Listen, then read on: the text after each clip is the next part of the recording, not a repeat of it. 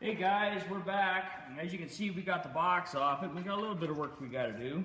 But if you're wondering what I'm doing, I just got done cleaning the frame. And what I am doing in these spots in here, if Blake comes over and shows you, I am actually, because there's a lot of rust and stuff in here and you want to stop it dead. So what I'm using is 80-90 gear oil. And this is what I use for the Marine to put the gear oil in the gear cases. It's just a lot easier this way. You just basically pump it out like this, and just let it run.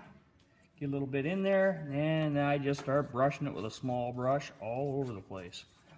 And that should stop everything dead in its tracks. Because this stuff is thick and it'll be like syrup. And we shouldn't have any issue, but I figured, well, want to conserve your frame. And this truck was never oiled from the day one. This truck is actually, frame-wise, is in good shape. But all Fords all pretty much work because they got a really good frame in them. That's why I wanted it. Chevy is absolutely fucking horrible for their frames. And I needed something a little bit heavier for the plow, and this is definitely it. But I'm just trying to do a little bit of preventive maintenance and just to protect the longevity of the truck. So in these crevices here where you can't actually get oil into them when you have the vehicle oiled, just 80-90 gear oil, nice thick syrup, and spread her around, oil the living piss out of it. And then you shouldn't have to worry about these areas here. And yeah, another thing when you're oiling too is what I like to do is I'll drop the spare tire. I'll take it off, leave it here at the shop, take it over to my buddies, get it oiled, and that way he can get in underneath and everywhere. But yeah, so places that we can't actually get in with a gun, I'm just taking 80-90 and spread her around in here, and she should be good to go. Just a little bit more of a longevity thing, but as you can see, this vehicle was never oiled right from day one. There is no oil on that bed whatsoever, and you can see the rot that we have here. And a lot of guys are saying, oh my God, you're going to need a new box. No, this is actually a very simple fix.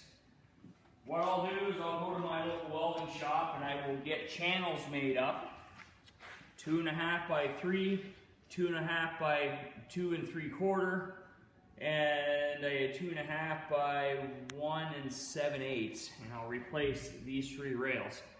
Not a big issue, just get them bent up, and it should actually go fairly simple, but getting rid of the old and replacing with new. I will leave no rot on this truck. A lot of guys will just cover them up. No. I'll take my zip cut, I'll chop all the welds, remove all these, and replace with new. Because the box, the bottom is still solid. It's just the rails because, like I said, the vehicle was never oiled.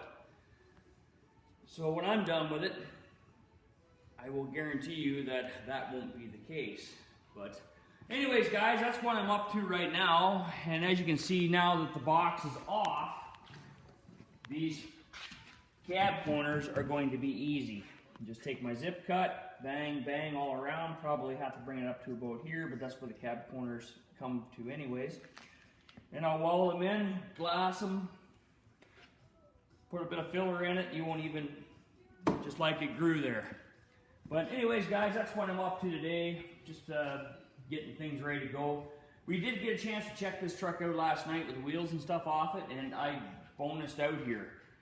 This truck absolutely needs nothing. Brakes are good, the front end is tight, everything is awesome. So that's a good thing. So I'm ahead of the game there. So I can afford to put some money some other places. But right now I'm going to get this all gear oiled up and make it look bit more of a, just to add a little bit of longevity to the truck, and it should be all right. And I'll paint the frame all up beautifully and she'll look good. Anyways, guys, stay tuned. We'll be back with the 2008 build for 2016 into 17. Cheers.